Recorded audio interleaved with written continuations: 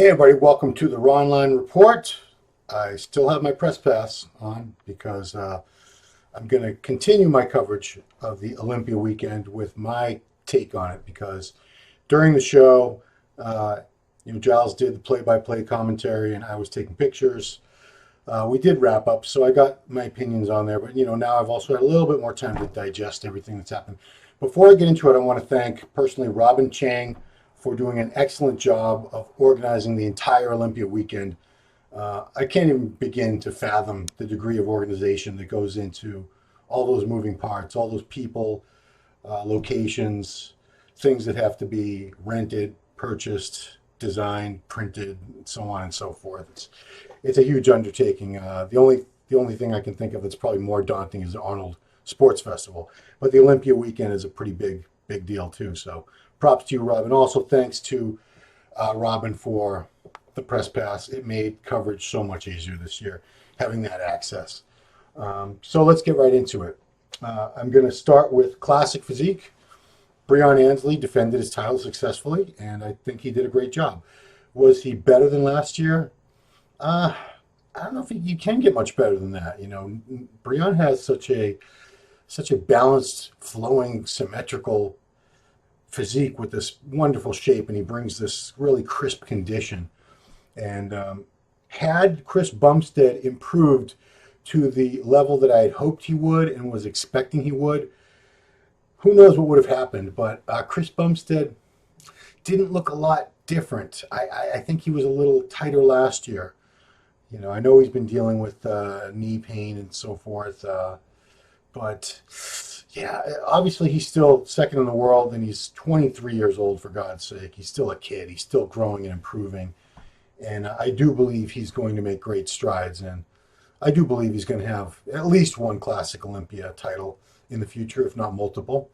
He's very, very good, Chris. You don't beat all these other guys. This was a great lineup of Classic Physique competitors. Absolutely top notch. So to be second in the world in that group, especially this division that's growing so fast, and every season we're seeing a few new breakout stars with excellent potential. So to stay on top, the way that Breon did and the way that Chris has, no easy task.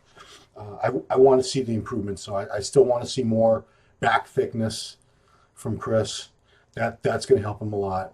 That's where I feel Breon really overtakes him, is in the back shots. Well, there's really only one back pose, but they do the quarter turns and they do the rear double bicep.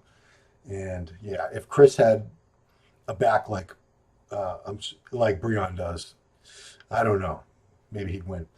Speaking of back, third place, George the Bull Peterson, maintained his third place. The top three were exactly the same as last year, which is no easy feat. Because like I said, this division it's getting tougher and tougher. Every season it's going to be more competitive.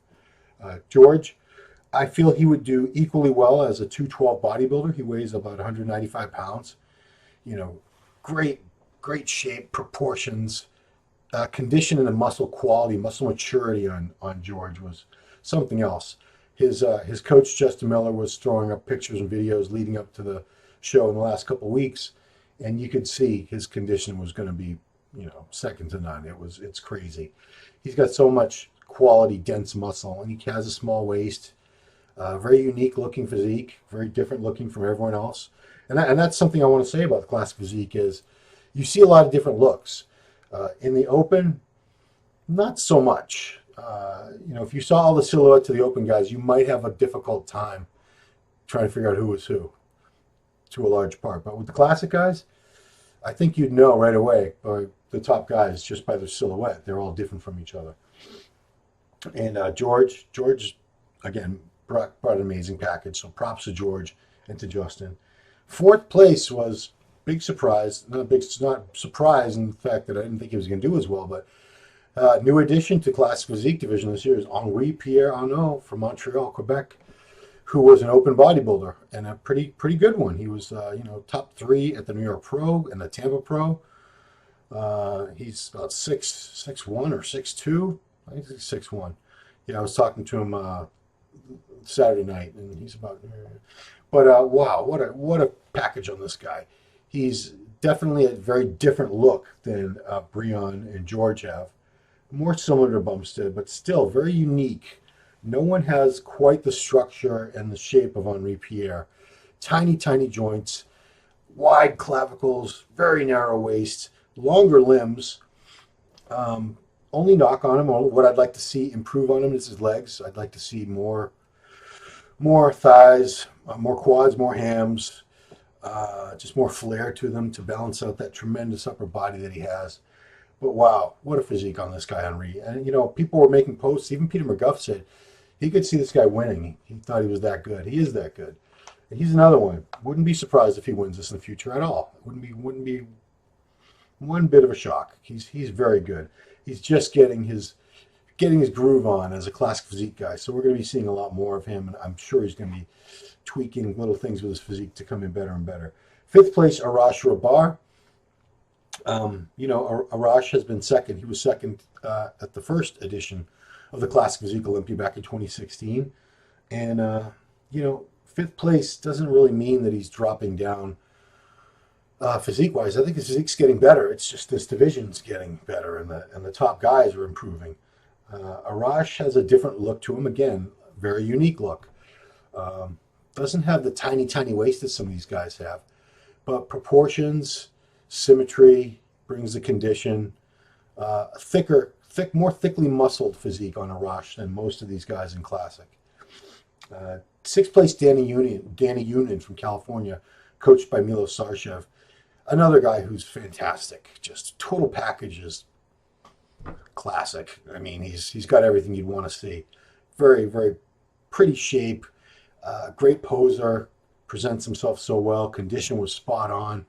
So, you'd say, why wasn't he higher than sixth? I mean, look at these other guys that were ahead of him. It's, that's when we're talking about the Olympia, and, if somebody takes fifth or sixth and their fans are outraged, and I get that. Trust me, when you have a favorite, you want to see them do well, and you expect them to do very well, if not win. And when they don't, it can be upsetting. It can be confusing.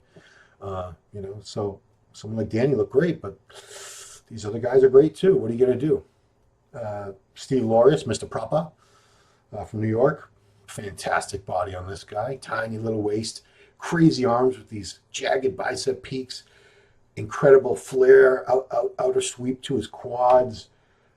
We'll be seeing a lot more from Steve. He had just made his pro debut this year. Regan Grimes, in his second outing as a classic physique guy, looked really good. Better than New York for sure. Needs to work on more detail, more separation. His frame is very good. His shape is very good. He can't really add too much more mass, or he's going to be grow out of the division weight-wise. But that's what I would want to see from Regan, is more detail and so forth. And I believe he just turned 25, so he's another young guy. He's only going to be getting better. Terrence Ruffin, ninth place, also 24 years old. He's got room to grow in this division, and I think that's all he really needs is a little more size. He gets outsized by these guys. But structure, shape, and you want to talk posing, he's the best poser in the classic physique division. Maybe even out of all these in the entire Olympia, out of the men. There's some women that are really good at posing presentation too. But Terrence is on his way up. I mean, if his placing went down down a couple notches this year, that's not an indication that his physique went down. I think he's better. He's bigger than he was last year. Condition was right there. It was a long year for him, and I think we're going to be seeing better things of him in the future. Courage Opera in 10th, very good. David Hoffman from Germany, also very good. And Danny Hester in 12th, who was the champion back in 2016 when this all started at the Olympia, the classic physique. Danny looked really good. I thought condition-wise he was better last year, but again, this is proof, definite proof that this division is just growing very, very fast. The guy that won the Olympia title just 2 years ago wasn't able to crack the top 10 this year. And I don't think that's any sign that he's getting worse. It's just that there's more good talent flooding in so fast. And yeah, that's what happens. 212 division. So we'll start with Flex Lewis, who took his 7th title consecutively. 7 years in a row, he's been the world champion. And he announced his retirement from the 212. He most likely will be back as an open bodybuilder I don't see it happening next year. He's got so much going on with his businesses. Co-owns a equipment company, Arsenal Strength. He's got his own supplement line with the Sinister Labs. He just signed a deal with Monster Energy Drinks. That is huge for a bodybuilder. Congratulations, Flex. That's awesome. I mean, for one of us, someone from our little world. I mean, Mr. Olympia winners, multiple. Ronnie never had a deal like that. Jay never had a deal like that. Lee Haney. I mean, we've had great champions who never got a mainstream type of contract. So Flex Lewis. And physique-wise, this is the Flex I've always wanted to see on the Olympia stage, but never did. I've said this before, but I've been sort of let down by Flex at the Olympia every year because for him to go down to 212, he's always lost a certain amount of fullness and roundness and pop to his muscles that he would have in photos and videos at 2 and 3 weeks out, where he was probably between 220, 225. So I would have to ask him what he actually weighed on stage. I wonder if he was right around there this time. He certainly looked bigger, fuller than he has at the Olympia ever. And the condition didn't suffer one bit. Best ever. Incredible way to go out on top at his best. So props to Flex and his coach, longtime coach since the very beginning, Neil Hill, for bringing him in at his best to go out very, very decisively. His win was never in question. Never. It was Flex, and there was everybody else. No disrespect, guys, but that's the way it was. Second place, Derek Lunsford. Derek will be, I'm very confident he'll be the world champion. If not next year, then the year after. It's going to happen for him. He's got this amazing structure with these wide clavicles. The muscle shape is just, it's everything you'd want to see in the world champion. He's a work in progress. He's a diamond in the rough. He's not where he needs to be yet, and he knows this. Again, a young kid. I think he's just might have turned 25. And you know what I want to see from Derek? Some more quad sweep for sure. More detail and separation. He gets very lean, obviously, and this is going to come in time. Muscle maturity. That detail and that deep separation, it doesn't happen immediately. He's so new to the sport. He's really only been a bodybuilder per se for like 4 years. He was a welterweight a couple of years ago. Middleweight, middleweight. He moved up. He put on this size very fast, so it needs time to season and condition and really fine tune and hone that mass. And when he does, he's going to be great. I didn't necessarily have him second place. I thought he could have been a couple slots lower. Kamal El-Gharni in third place from UK originally from Libya, had been one of the most successful international amateur competitors of all time. I think he said in the press conference, and Giles probably knows off the top of his head, he's won 10 world titles as an amateur and finally made his pro debut this year. Arnold Classic, he wins that on his first try. And this was only his second IFBB Pro show, and he took third in the world. Arguably, I could have had him second. He has that deep separation, granite hard look to his muscles. He's not the biggest guy, but beautiful shape and proportions on him. Just so pretty to look at, and the condition. And he poses very, very well. He's got a lot of experience. He's been competing well over 20 years, and he brings it to the stage. I wouldn't be surprised if he's fighting for that title next year for sure. I think he will. Ahmad Ashkenani in fourth place. I'm sure he was disappointed because he had been second place the first two times he had done the Olympia in 2016, 2017. He was second in the world. Ahmad is very, very good. Make no mistake. Again, very wide clavicles, so much wider than you would see on a man of 5'3" normally, which always helps. Jose is another guy. We'll talk about him in a minute. Has those really, really wide clavicles for someone of that height, and that's a huge advantage. Ashkenani from the back is just it's crazy to see his back. The lats just flare out and the insert's so low, kind of like Franco Colombo's did, right there at the hip bone. His rear lat spread, his rear delt biceps, they're just jaw-dropping poses. And from the front and from the side, he's incredible. From the front, his thighs just still make me go, Those aren't the quads of somebody that's going to be the best 212 bodybuilder in the world. I hope he's had knee surgery this year. I hope that means he's going to be able to train them and bring them up and get some nice sweep to them, because that would really balance out, to me, his overall shape and that's when I could see him as the winner. And I've said that about a few guys I know, but that's at this level, these guys are so close. They're all so good. You have to talk about them all as being possible champions, world champions, winning the Olympia title. You know, they don't get to this level without being capable of being the Olympia champ. All these guys I'm talking about, they have that potential. Jose Raymond, Jose, my boy. It was his last Olympia, his 10th and last Olympia. So sorry to see him go. He's doing a couple more shows on the tour, the Korea show and one other, I think, and I won't be at those. So this was the last time I ever get to see him compete. And yeah, he went out with a bang. He saved the best for last. Was it his best look? That's hard to say because I've seen Jose looking great and win so many times. I don't know if this was his best look. It was one of his best looks. He's had a lot of great looks at shows over the years. But this was definitely up there with them. Full, vascular, shredded. You know, his face was like Skeletor. Yeah, I mean, he is bodybuilding. To the hardcore fan, the guys that love the type of Branch Warren type of physiques, Big Ramy type of physiques, just so much thick, dense muscle, conditioned. And, you know, you could always see the passion he had for the sport. You could see it in just the way he carried himself. He loved it. He was a true bodybuilder, true champion, true competitor. And I'm going to be very sorry to see him go. He's not going. I'll still see him around at the shows. But that was the last time I'm ever going to see him as a competitor. And he was a damn good competitor. So consistent over the years.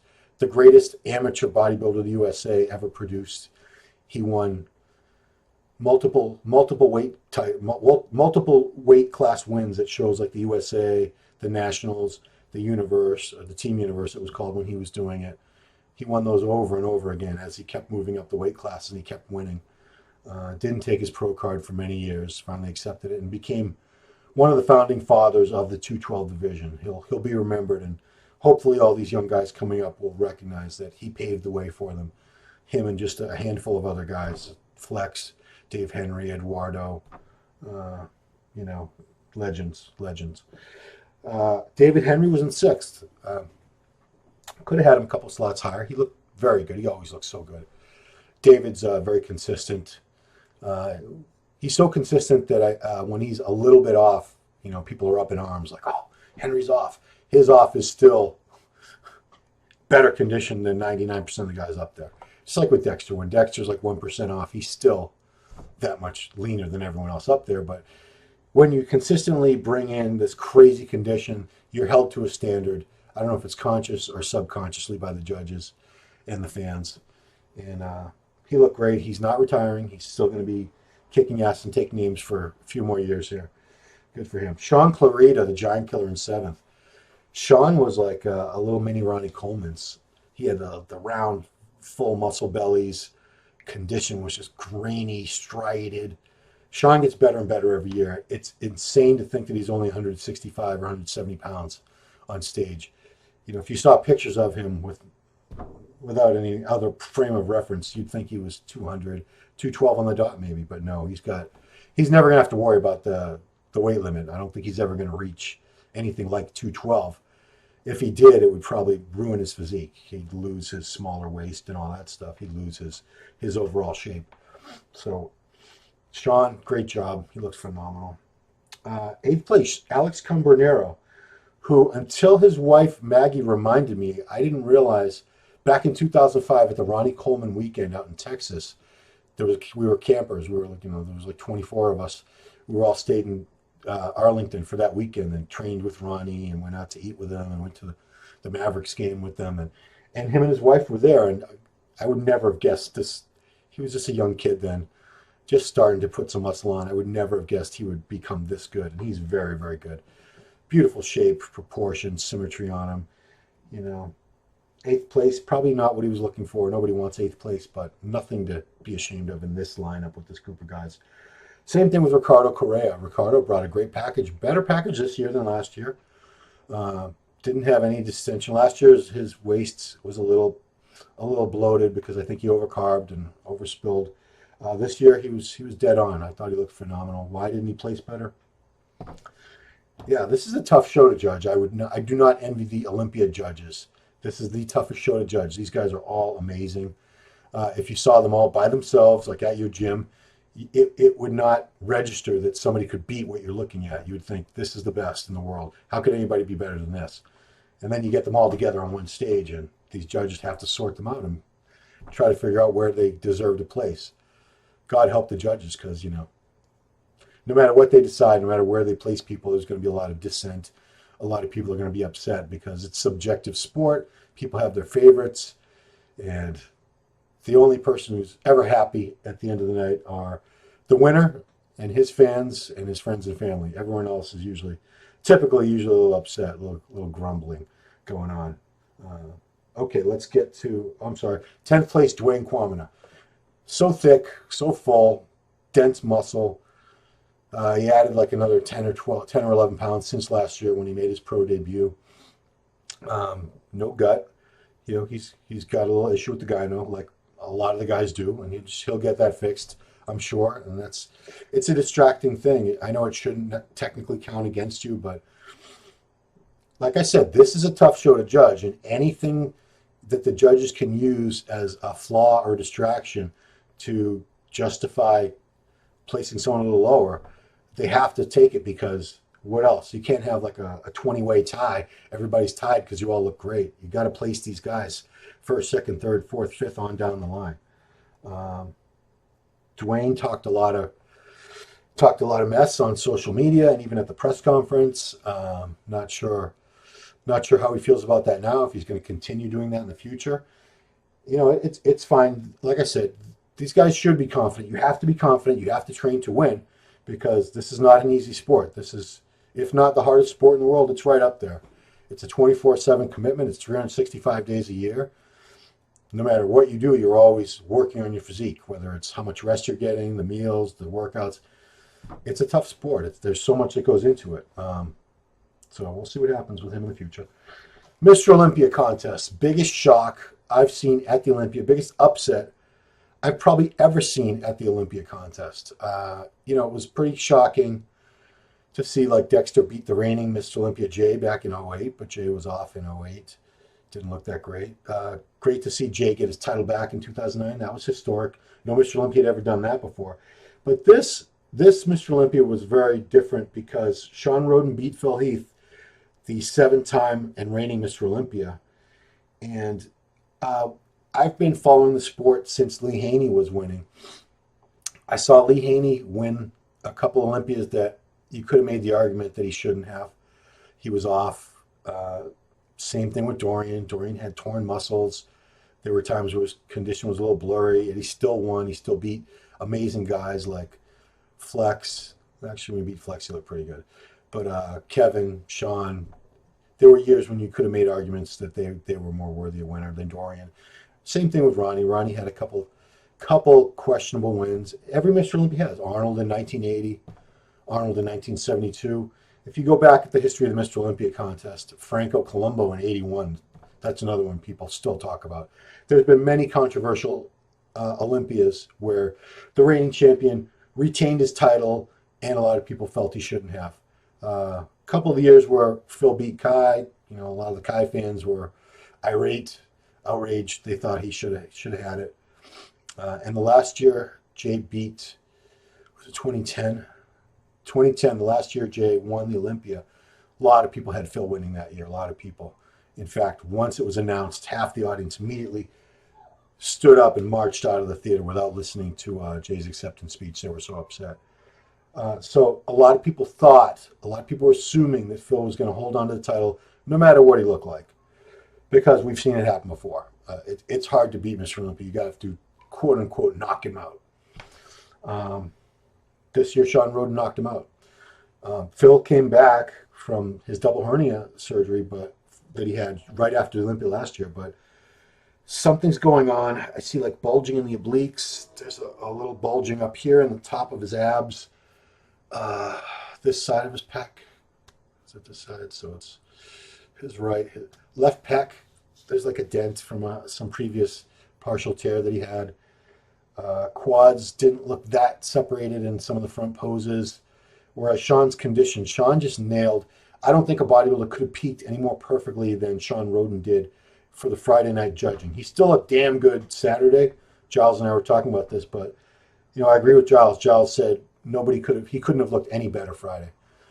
So that was really refreshing to see because Sean, like last year, came out the Friday night judging and it wasn't his best, and he definitely improved on it for Saturday. But this time, he was unbeatable by anyone on that stage. And 43 years old, oldest man to win the Mr. Olympia for the first time. That's saying something. That's amazing. We rightfully give Dexter the recognition for maintaining his physique as long as he has. He's turning 49 soon, and he still looks really, really good. We'll get to him in a minute. But for someone to be at his lifetime best at 43 and to win the Mr. Olympia and to defeat a standing Mr. Olympia who's won 7 years in a row, Flexitron, I give it up. Wow, well done, sir, well done. And the crowd was so happy. I've never seen so much joy in an audience. And, I hope it wasn't because there's a lot of people that just had it in for Phil and wanted to see him lose. I hope that's not why people were so happy. I think they were happy because anyone who's followed the sport, like I said, has seen Mr. Olympia hold on to his title when he probably shouldn't have. And so we just assumed that would happen because that's the way it is. That's the status quo. And the judges, they did the right thing this time. And, I have no horse in this race. I like Phil a lot. I like him as a person. I liked his physique a lot. Same thing with Sean. I'm a fan of all these guys. I respect all of them. I admire all of them for what they're able to accomplish with their physiques. They all have great genetics, so they all need to work very, very hard to beat these other guys because at that level, they're all fighting for that one little spot at the top that's so hard to get. So Sean Roden, new Mr. Olympia. Wow. Symmetry, shape, balance, proportion. It's a beautiful physique, and he was shredded. Such clean, sharp lines on him. I mean, the detail in his leg, the glutes, the hams, everything from the side, top notch. He's brought up his triceps a lot. They're so much better than they were a couple of years ago when I used to really knock them. His back is better.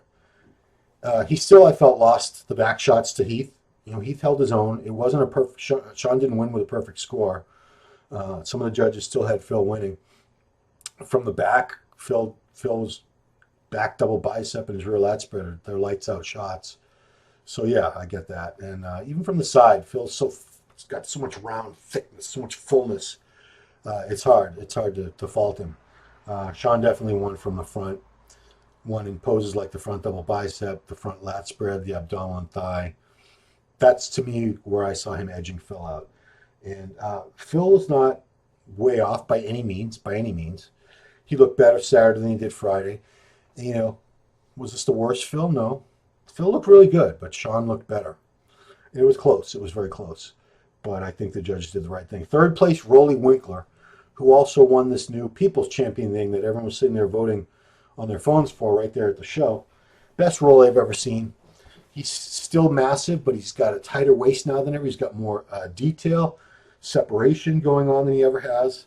Proof that bigger is not always better because Rolly's been bigger. And Rolly proved it earlier this season. At the Arnold Classic, he didn't place as well as he wanted to. He was huge, but he was a little puffy. There wasn't a lot of detail going on. He had kind of like a bloated look. He was just too big. Tightened up a lot. I think it was like 15 pounds he dropped in 2 weeks for Arnold Australia, and he won that. And he beat Bonac, who had won the Arnold, and he beat Dexter, he beat a few guys who had just beat him a couple weeks before by doing that, by playing the conditioning game and the smaller waist game, and that paid off big time. Congratulations to Rolly. He looked phenomenal. Brandon Curry, another guy, looked awesome.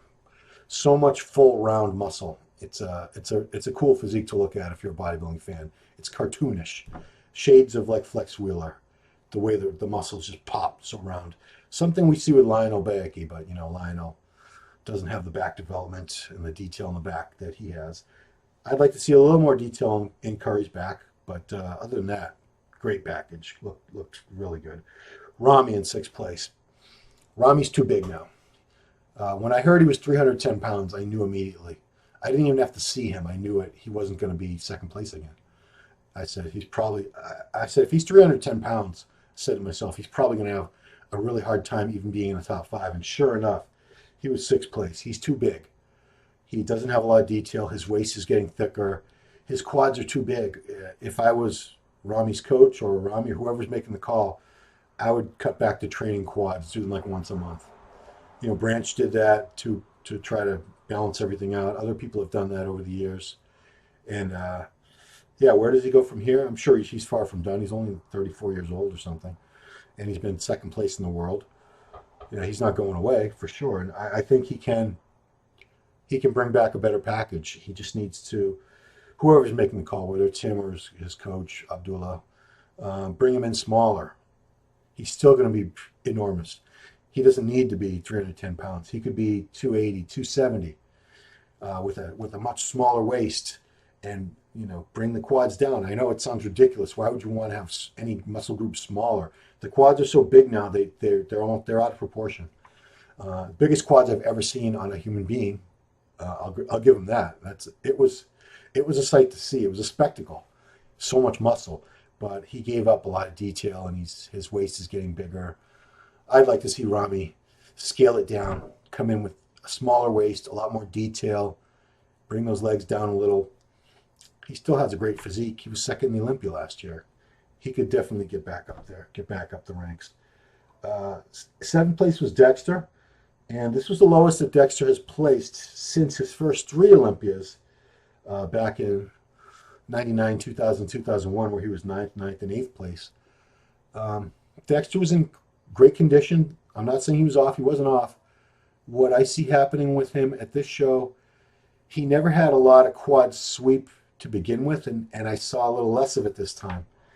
And if you lose anything, any edge at this show, physique-wise, these other guys are going to eat you for lunch. And it knocked him down to seventh place. I don't know if he can fix that or what the situation is, if he can get his quads back up and a little more sweep to them, because condition-wise in the upper body, he still looked great. Dexter's one of the, he's the most winning bodybuilder of all time. He's a Mr. Olympia. He's a 5-time Arnold Classic champion. He's nobody's slouch. He's a great champion. But like I said, if one thing starts to slip in a lineup like this of the very best bodybuilders in the world, you pay for it dearly, and that's what happened. Nathan Dasha, eighth place. I probably would have had Nathan a couple spots higher. I would have had him maybe like sixth place. He looked really good. Looked better Saturday. He had like a fuller look, and the condition was still there. Thought he was a little flatter Friday. But Nathan's getting better and better every year. I know the placing doesn't reflect it because he placed a little high. He was seventh last year. But like I said, the placings they're never really a true indication of whether you've improved or not, because it doesn't tell you how that physique compared to everyone else on stage, because that's all that really matters. If you improve a lot, but the other guys improve even more, and then you have new guys, whatever, you know what I'm saying. Where you place doesn't indicate that you've improved or that you've gotten worse. It's not always an indication of that at all. And Nathan looked really good. He's far from over. You will be seeing plenty more of Nathan. I wouldn't be surprised if he does much better on some of these post-Olympia shows that are coming up. I assume he's doing Prague. Cedric McMillan in ninth place. Cedric looked great. This is one of the best looks I've ever seen from Cedric. Why didn't he do better? I really couldn't tell you. He gives up a little bit of... I forgot about Bonac. I'm going to go right back to him in a minute. It's hard for him to compare mass-wise, maybe, is all I can think of, because, he looks great. Had a great routine. He got the crowd engaged into it. He's got so much personality. Such a great classic look to him. I love Cedric's physique. I think he's a really cool guy. He's good for the sport. He's humble. He's funny. I don't know why he didn't place a little higher. It's just a tough show. So yeah, fourth place I skipped right over, William Bonac. I liked William a little bit better at the Arnold Classic earlier this season, but still, he looked damn good. He brings an amazing, dense, it's a Kai Green-esque physique. It's very similar in a lot of ways to Kai's. So much muscle packed on such a small frame. This was a guy that was a 212 competitor a few years ago. He's still one of the very best in the world. But, you know, he was up there rolling. This was the best rolling we've ever seen. Phil Heath was 7-time Mr. Olympia, and then you had Sean Roden. So that's why he was down in fourth. It's just the level of competition here is these guys are all incredible. They're all incredible, and they can't all be first place. Kuklo in 10th place. Looked really good. I still don't like his back shots much. I think he looks much better in his front shots and his side shots. But he brought amazing condition. He's a hard worker. He's a good guy. I like Steve a lot. Only other guy I'll talk about is Sergio Oliva, because Sergio, I don't think 16th place, tied for 16th with one or two other guys, is an indication of how good he is. He brought a very good package. You know, he was second 2 shows early in the season in Chicago and Tampa. He's got a big frame. He's got a lot of frame to fill out, and I don't think he's quite there yet. And that sounds crazy when we're talking about someone who's about 265 or 270 on stage. For me to say he still needs to fill out, like, what are you talking about? He still needs to be a little bit bigger to realize his full potential. He's got tremendous potential. You know, he's got the genetics of one of the greatest bodybuilders that ever lived, his father, Sergio Sr. So that's what he's working with. And he's not 100%. He's still a work in progress. He's going to be much better. I guarantee it. But, you know, it was great to see him on that Olympia stage where he belongs. He was the youngest person to ever be on the Olympia stage. He was 3 weeks old back in '84 when Sergio was at the Olympia, New York, competing way back when. So we'll be seeing more from Sergio. He's going to get better and better. He's hungry. He's got a real passion and enthusiasm for the sport. He's a fan of the sport. That's what I like to see. He's got a lot of personality. He's not boring. So, you know, props to him for maintaining his condition and bringing a good package. 16th place is no... Go ahead, get dry mouth. It does not mean he sucks. You can take 16th place to the Mr. Olympia and still be really, really good. This is the best show in the world, and he'll be moving up the ranks. Fear not. He'll be back. He'll be back next year, bigger and better. Mark my words. So that is it. That is my little wrap up of the Olympia. Hope you enjoyed it. It was a great show. Probably the best Olympia I've ever been to overall. So much happening. So many surprises. So much new talent. Just history being made. Different things happening. It was a cool Olympia overall. I think everyone who attended left very satisfied. They got their money's worth. We saw some really good battles, and we saw some surprises, some upsets. It was a good one. You know, in a sport that sometimes can be boring and predictable, this wasn't boring and it wasn't predictable. It was a show. It was a real show from start to finish. I apologize for the other divisions if I didn't mention you, but I've already been blabbing long enough. So congrats to every Olympia champion. You guys are all the top of your game. You're all fantastic. And, you know, I admire and respect each and every one of the competitors at the Olympia. You do not get to the Olympia stage without being something special. These people are all exceptional. So that's it for the Ronline Report. This has been me, Lil Ol Ron. Please keep watching. Please subscribe to the MD YouTube channel if you're watching here on YouTube. And I'll talk to you next time. Bye-bye.